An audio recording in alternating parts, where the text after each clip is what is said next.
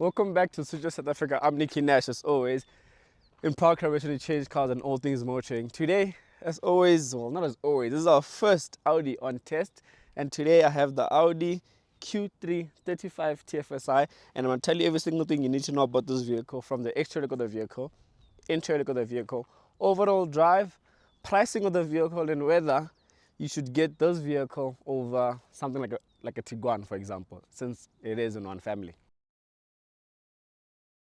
So, starting with the exterior of the vehicle, where I'm standing, the front. If you can see, there's a bit of a difference with this specific one. The grille is blacked out, the surrounding is blacked out, the Audi badging is blacked out, the mirrors on the side are blacked out, where there's chrome finishes is blacked out. So this one is the Q3 35 TFSI Black Edition. So the parts where it will be chrome on a normal Q3, those part is blacked out. So the badges are front, on the side, the badges the back, blacked out. I do like it. So those cars priced at 866,000 Rand.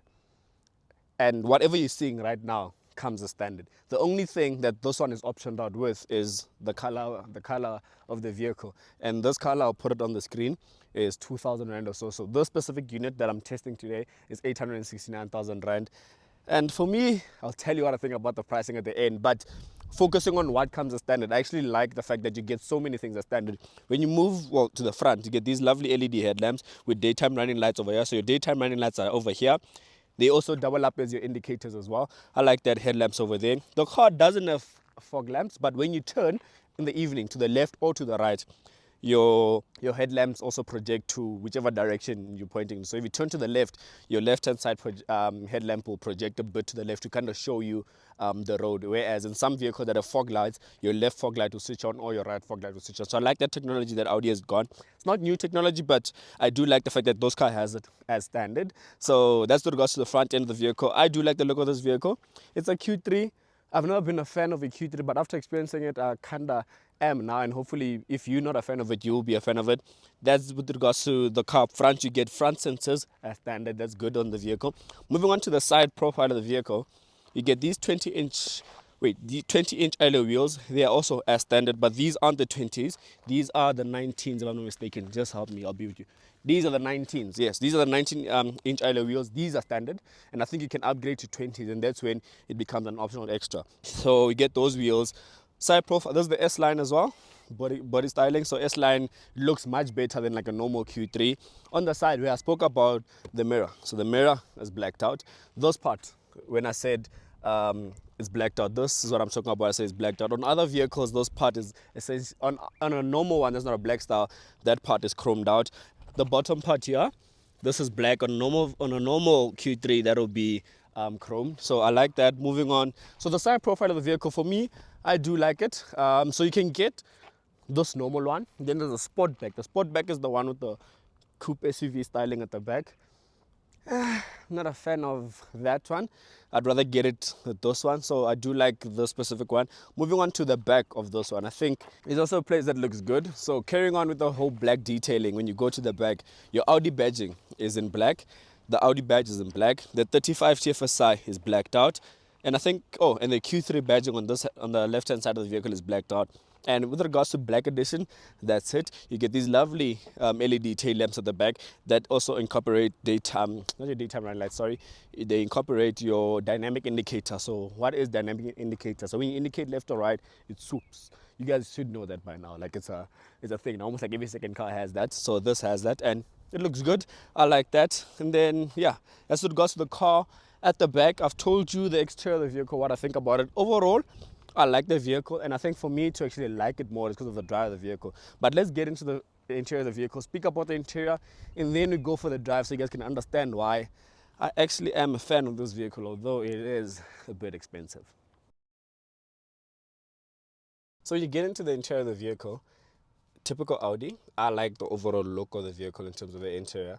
Then you get this digital instrument cluster that shows you every single thing you need to know. So from your rev counter on the left hand side, on the right hand side, your speedometer. Then in the middle, it can show you your trip kilometer. You can change it up as well. Just swipe up here, shows you your fuel consumption, shows you the date, the music you're playing, all those type of things. The only thing that I wish it did is offer a bit more. So, and I speak about, if you look at the Polo GTI video that we did before this one, the view button is on this side, right? So if you press it on a Polo GTI, it changes. Like you can see the screens change and all that. Here, nothing. You press it, it just removes the center. So I press view, it goes blank. Like there's nothing. There's nothing I can do. You can't, you can just change up there to show you the music you're playing. Right now it's currently showing Forest Frank. Then it'll show you your note. It'll show you consumption. That's it. But on a Polo GTI or in a Polo or VW as a whole, when you press view, these dials go away. So I wish that it was incorporated here. But I do know when on a different Audi with the more upgraded digital instrument cluster, it can do that stuff. You can even see your map if it does have a map fitted, but those specific one doesn't. But I wish it did. When you move on to your touchscreen infotainment system, it looks good. Simple. This is the Audi infotainment system that you're currently seeing. My problem with this is touchscreen, sure, but on the other side, on the side, it's piano black and all that stuff. Piano black catches a lot of dust and fingerprints. So this specific Audi fingerprints all over. I actually cleaned it. You'll see an overplay video now actually. So something I don't like, but the overall system is fine. You have your radio, media, telephone, Apple CarPlay, car there. So you click on car, shows everything you need to know. Audi adaptive drive, that's where it's gonna Audi drive select, I mean, that's where it's gonna go into like your comfort, auto, or dynamic, or individual if there's a need. And then there's everything else. So I just pressed twice, there and there, and if you can see already my fingerprint is showing. So it's something that I'm not really a fan of, but otherwise the system, it shows, is fine. And obviously Apple CarPlay, here, it's a wire. I'm connected. There's Apple CarPlay. Watch. I've said my piece enough about Apple CarPlay. I'm paying over 800,000 Rand and Apple CarPlay is wired. People like it. I personally don't, but that's with regards to that. Where I need to actually applaud Audi is here. Keeping actual buttons and knobs for your climate control. I'm so happy that Audi has done that, and I wish they keep this in this model range, because I think from A6 or the Q7, Q8, those ones it's touchscreen. So we'll speak about those when I have the contest. But I like that Audi has kept actual physical buttons for your camera control, because it makes it easy for you to use and easy accessible for you. And then you have your start stop button over here to start the engine and everything. And then you have your volume knob that side with your tracks. Just push it to the right or left for a track selection. That's fine. Simple buttons down here. I also like that that's actual buttons, so your hazards are actual buttons within reach. Your parking alert over there, your hill descent control over there, and then you also have your drive select button and your traction off button. I will speak more about the drive select on the drive in the vehicle. You get an actual gear knob here with your handbrake button over here and your auto hold. Two cup holders in the center, and also a nice place to put your phone. So for example, you can put your phone there. You can also put like your card holder right there. Looks good. Like it's a nice feature. You can put your card holder or your phone. So I like that. Then yeah, I think with the interior here, that's with regards to Audi. Oh, you get those sports steering wheel. This is a standard. So I like that Audi's keeping that as a standard. You get these sports seats as well. They feel good. They don't look good. For me, they don't look good, like the whole structure of the seats, but they feel good. Very supportive. You also get those lovely suede Alcantara on the center of the seats. Good feeling seats. They come with heated seats as well. That's a standard. This glass sliding panoramic sunroof. This is beautiful. This is standard. I don't have to pay an extra amount of money for this. I love that about Audi. Well, in this specific unit, that is a standard. But that's with regards to where I'm sitting, the front of the vehicle. Let's go to the back so I can show you a bit more in terms of the type of person that will be buying this vehicle and why the back seat is so important. So when you go into the back seats, this I think is a very nice place to be. So I'm sitting behind myself. Enough legroom, plenty of headroom, considering it's also a glass sliding panoramic sunroof. Good place to be.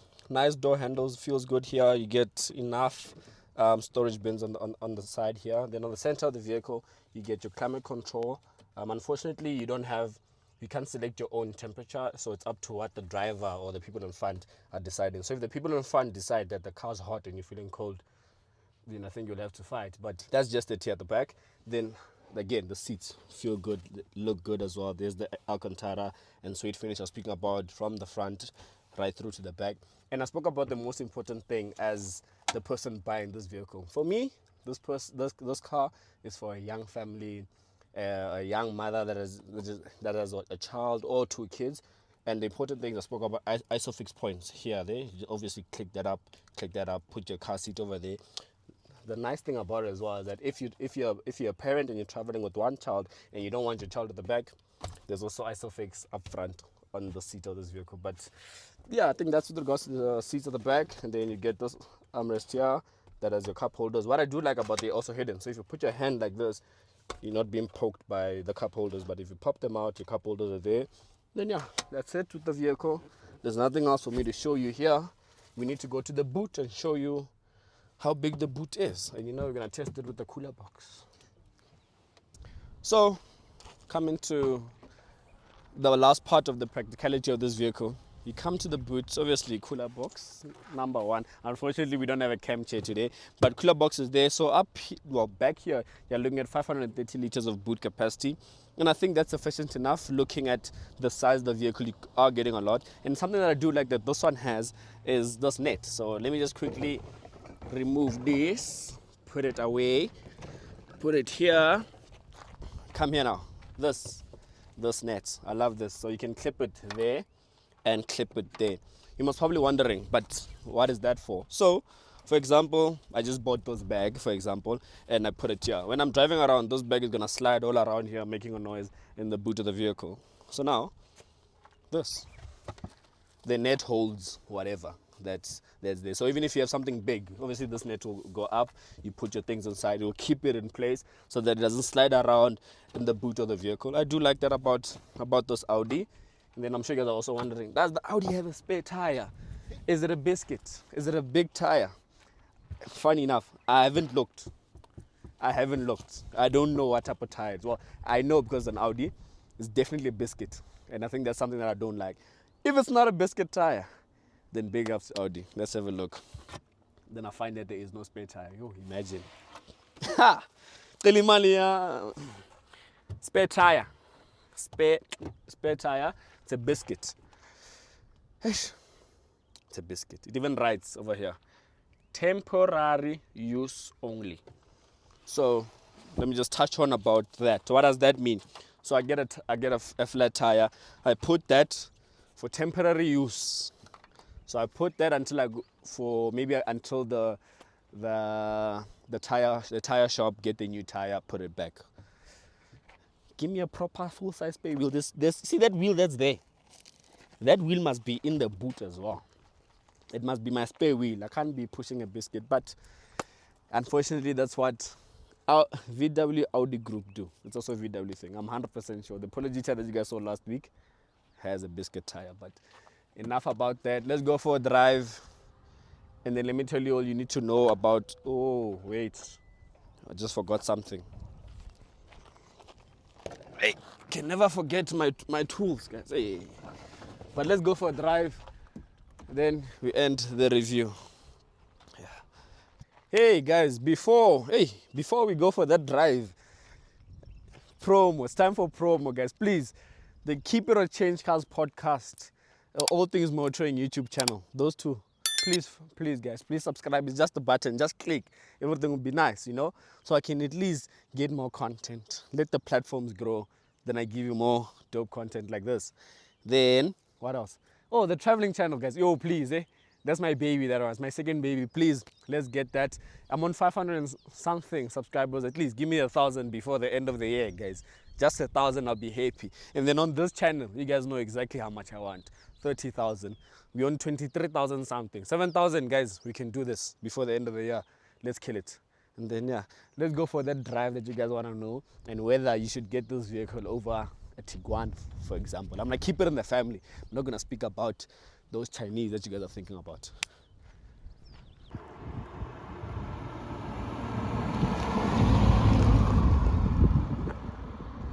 So now you join me inside the Audi 35 TFSI for my driving impressions of the vehicle and what I think of this vehicle. So the one that I'm driving is powered by a 1.4 liter turbocharged engine, which produces 110 kilowatts and 250 newton meters of torque.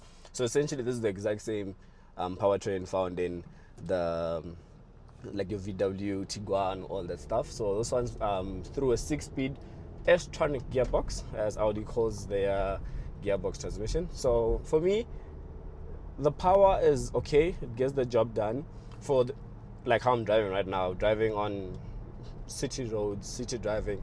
The car's fine, gets the job done. There's no point in time where I feel like I just wish I had more power in this vehicle. The only time where you do feel like I wish I had more power is when you put your foot down, being in drive. So this car has a comfort mode, and comfort sport in this car is called dynamic. And so I'll show you now because my lane is actually about to end. So I'll show you when I say I wish I had more power in terms of what I mean. So foot down, the lag, then it goes and it's screaming a bit, then it gets the whole turbo lag, counter steering, so it loses traction a bit easily, this specific model. So I think being front wheel drive, I think that's something that also you need to be very worried about. It loses traction a bit when you put your foot down, doesn't go as instantly as you want it to. You guys saw it there, I put my foot down, I'm in comfort. So to eliminate and mediate that lag, and I've always said this in most vehicles, in this one, just click the gear lever down, it'll go into sports, but sport for the gearbox, the car still in comfort. You want to change driving modes, you can press the drive select button. Your driving modes will pop up. You have an off-road, you have a comfort, you have an auto, you have a dynamic. So you click on dynamic, it's a bit more responsive now. Foot down, there we go, it's a bit responsive. Holds on the gear a bit longer because it's in sport. So but with this vehicle, for me, honestly, there's really like never a need for you to put the car, well, there is a need when you put it into sport to get that power, but when you're driving it way like how I'm driving it right now, city driving, all that stuff, there's never, for me personally, there's never a need for you to put it in sport. I've had this car for over just a week now, and out of the times I've had it, I've never felt the need for me to actually put the car into sport, because it's not a car that you want to be driving it sporty. You want to drive it comfortably, like the way I'm driving it, because it's enjoyable then, and it goes through the gears so quickly as well. Like the next gears. The down part about the gearbox for me is it doesn't know how to behave, or it doesn't know what to do when you are on a descent. So for coming, like you go over a mountain pass or over a mountain, a hill, and you're going down, it doesn't know what gear to be in. So I end up having to push the gear lever to the left and upshift myself. So what I mean is, you'll find when you're driving down a hill or down a mountain, for example, and then you're doing like 60, but the car will stay in gear 3, for example, and it's making a noise because it's holding that gear. So I don't like that. So I end up having to go into manual mode and then upshift myself. So that's the only time when the car doesn't know what to do in terms of the gearbox. So I think Audi could have done a bit more in terms of collaborating the vehicle to know when you're on a descent, the vehicle knows what to do. So that's the only disadvantage about this vehicle that I've noticed from a drive aspect. But when you're driving, like now I'm driving just over 60, it's fine, gets the job done. There's never a point in time where you feel like you really need more power. And looking at the type of vehicle it is and the type of people that will be buying the vehicle, the power is sufficient. Fuel efficiency, well, I've done over 200 k's with the vehicle. Yeah, 300 k's or so with the vehicle. And over that period, the lowest I've seen is an 8.7. And I just think, for me, that's fine, because I've done over 300 k's. My range is still telling me 470. When I received the vehicle, it was telling me 750 kilometers on a tank, and this is a 60-liter tank. So this vehicle has a very big fuel tank. So 60 liters is a lot. So I do believe you can get 600, 700 on one tank, because I've done 300. The car is still telling me I have 400 to go, so you can easily do that 700 as they claim or as it shows. So it's something, as the owner of vehicle, you need to look at. And I'm gonna put on the screen how much a full tank costs. So if you put like your 60-liter tank times the price of fuel right now, put it on the screen. So that's with regards to the drive of the vehicle. See, like now I'm going down, I'm doing 68, it's stuck in gear 4, so I just pop it up, upshift. So I think that's a perfect representation of what I mean when I say the car doesn't know how to act. But besides that, for me, this vehicle is amazing in terms of overall drive. But let's end the review here in terms of the drive of the vehicle, so you guys can understand, so I can speak about, do I really like the vehicle, would I get the vehicle. and the price of the vehicle as well. It's something to speak about. Yeah, but that's the drive of the vehicle. Okay, let me do this actually because I think you guys like this. Let me put the car into dynamic and just do an acceleration pull to see how quick it will get to 60 here, because this is a 70 zone, I think. But yeah, and then we'll go to the end of the review and cost of ownership.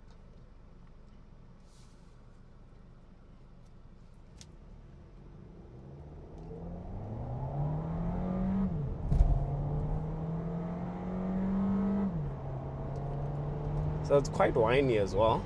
So I think that's where I say there's really never a need to put the car into dynamic and sport, because it's quite whiny. It's not an enjoyable thing because it feels like I'm abusing the vehicle. So I'd rather put it in normal drive than it upshifts and does all the things for me. But yeah, let's end it there and go to what I think about the overall cost of the vehicle. So we're at that point of the review where is the end. I'm summarizing what I think about this Audi Q3. I personally, I really do like this car. Overall look of the vehicle looks good, drives well as well. The important thing that you guys want to know is how much the car costs. You guys already know how much it costs. You're looking at how much you're going to be paying per month without insurance, without all the nitty gritties. So this vehicle is priced at 866,000 Rand. This specific unit is going for 869,000 Rand. And if you take that amount of money to the vehicle finance calculator on the Change Cars website, and you finance it over a period of 5 years, which is 60 months, at an interest rate of 12.25%. Oh, English. See, you're looking at paying 19,400 Rand. It's a lot of money. And I get why this car costs that much, because it's actually such a good vehicle. Now, would I pay that amount of money? Let's just say I was in the market for something like this. Would I pay that amount of money? Looking at what you can get for that amount of money in terms of the vehicle offerings. I just spoke about the Tiguan, guys. The Tiguan powertrain is the exact same thing as this. So I can't say I'm taking the Audi because it drives better. Or I can't say, you know, those type of things, those smaller things that I'm looking at. And I personally, I'd rather look at a Tiguan over this. Don't get me wrong, it looks good. And I feel like the type of person that buys this Audi right now, currently, is someone that wants an Audi, because there is so many vehicles to choose from. I don't think out of the vehicles that you can choose from and the pricing of vehicles nowadays in South Africa, I don't think someone will go out of their way and say, I'm picking those Audi Q3 over every single thing, like your Tiguans, your Sportage, your Hyundai Tucson, the Chinese. There's so many Chinese. You know, we love the Chinese on the channel. I'm going to speak about the Chinese. Your Cherry Tiggo 7, Cherry Tiggo 8. Tiggo 7 is a bit small. It's a bit too small in terms of features and everything. But if you're looking at like a Tiggo 8, price in and around this offers more. There's so many new other Chinese that are getting into the country. So we need to look at those things. And that's why I say, I don't think the person that buys this vehicle is looking at it at that point where they're saying this car is actually better than those ones, value for money. They're taking this one because it's an Audi. They love it because it's an Audi. And at the end of the day, even if you go with that mindset and you buy this over everything else, you are definitely not going to regret it. If you do buy an Audi Q3 and end up regretting it, I think you might be the problem, because I spent a week with the vehicle. First Audi on test. It looks good. It feels good. It's a good car. It's a good place to be with this vehicle. So, yeah, I think Audi, just give it to me, guys. Nah, I think it would make sense if I had this vehicle. Will it? Or the Polo GTI makes more sense for me? Tell me down below. Does this make more sense for me, or the Polo GTI? Then yeah, I've told you everything you need to know about this Audi. Please, guys, remember, please subscribe. I'm gonna remind you guys this all the time. Please subscribe to my traveling channel, Keep It or Change Cars podcast channel, All Things Motoring YouTube channel. Oh, and my social media, guys. My traveling Instagram, my Twitter, my TikTok. What else do I have? Okay, Facebook. Yeah, you know, Facebook. Now, don't follow me on Facebook. Facebook is private, guys. Don't follow me on Facebook. But I've told you everything you need to know. I hope you guys are liking the content. And I'll see you on the next video. The next video is something very interesting. I actually have something very dope on test right now alongside this. So stay tuned for that. If you follow me on my personal account, you will know exactly what car I have. But yeah, I'm Nicky Nash from Switcher South Africa. I'm proud to represent Change Cars and All Things Motoring. I'm signing out. I'll see you in the next one.